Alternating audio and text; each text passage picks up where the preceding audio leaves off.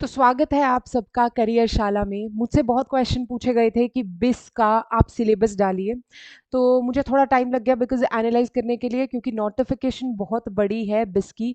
अगर मैं बात करूँ यहाँ पे बिस के लिए, तो मैंने देखा है कि उसका नोटिफ़िकेशन कुछ अलग ही है, जिसमें कोई भी चीज़ जो कही हुई है, जैसे कि journal intelligence and reasoning, English language, quantitative aptitude, इसमें आप सबको तीनों चीज़ें बहुत अच्छे से प्रिपेयर करनी है। क्वांटिटेटिव एप्टीट्यूड की जब बात करते हैं, तो मैं सबसे पहले ले लेती हूँ assistant director finance Hindi, marketing and consumer affairs. जब हम असिस्टेंट डायरेक्टर की बात कर रहे हैं, तो पोस्ट ग्रेजुएट लेवल तक का पेपर होने वाला है। मतलब आपका जो सिलेबस है, जो 3 चीज़ों के लिए है, जनरल अवेयरनेस के लिए, क्वांटिटेटिव एप्टीट्यूड के लिए, रीजनिंग के लिए, ये तीनों चीज़ों के लिए, और इंग्लिश लैंग्वेज की जब हम बात कर रहे हैं, तो इन तीनों चीज़ों को आपको कैसे प्रिपेयर करना है। असिस्टेंट मैनेजर की पोस्ट के लिए आपको पोस्ट ग्रेजुएट लेवल तक का प्रिपेयर करना है। टॉपिक सेम होंगे but the level of question will very.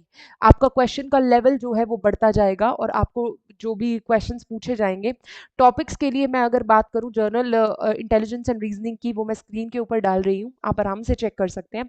In topics को बहुत बहुत इंपॉर्टेंट लीजिएगा। और पोस्ट ग्रेजुएट लेवल मतलब difficulty level will be 3 tyre, मतलब बहुत डिफिकल्ट होने वाला है। जैसे आपके मेंस के एग्जाम्स होते हैं, आप उस हिसाब से लगा सकते हैं लेवल इन 3 पार्ट्स का।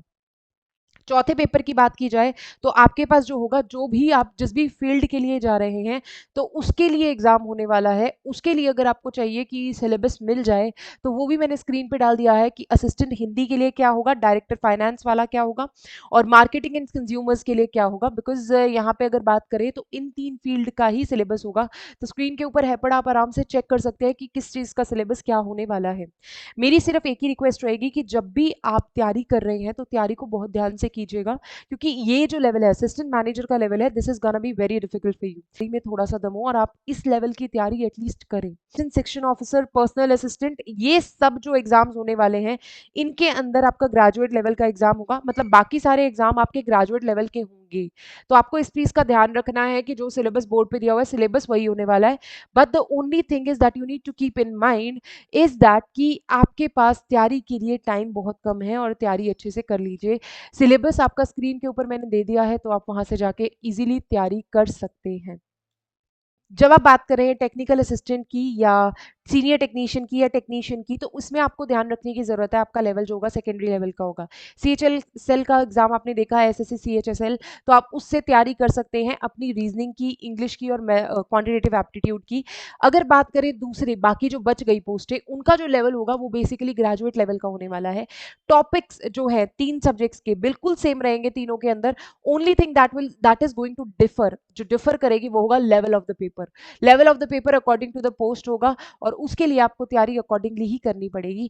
प्लीज ध्यान रखिए कि आपकी जो तैयारी है उसमें कमी नहीं होनी चाहिए, बिकॉज क्वेश्चंस का जो वेरिएंट है, अगर आप सेकेंडरी लेवल की भी तैयारी कर रहे हैं, तो हल्का सा ऊपर के क्वेश्चंस करने में कोई जा नहीं रहा है कुछ आपका। तो टॉपिक्स सारे ही अच्छे से कवर कर लीजिएगा, उन टॉपिक्स को ध्यान से करिएगा जो बेसिकली आपका वीक सेक्शन है। तो ये टॉपिक्स हैं जिनका सिलेबस बार बार मुझसे बच्चे मांग रहे थे, तो आप इन टॉपिक्स को अच्छे से कर सकते हैं।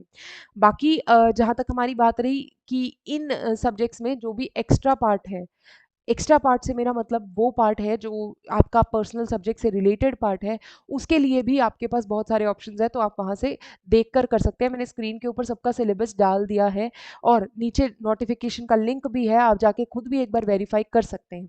All the very best and thank you. Please इसको लाइक शेयर सब्सक्राइब ज़रूर कर दिएगा उन दोस्तों के साथ जिनको इसकी ज़रूरत है। धन्यवाद।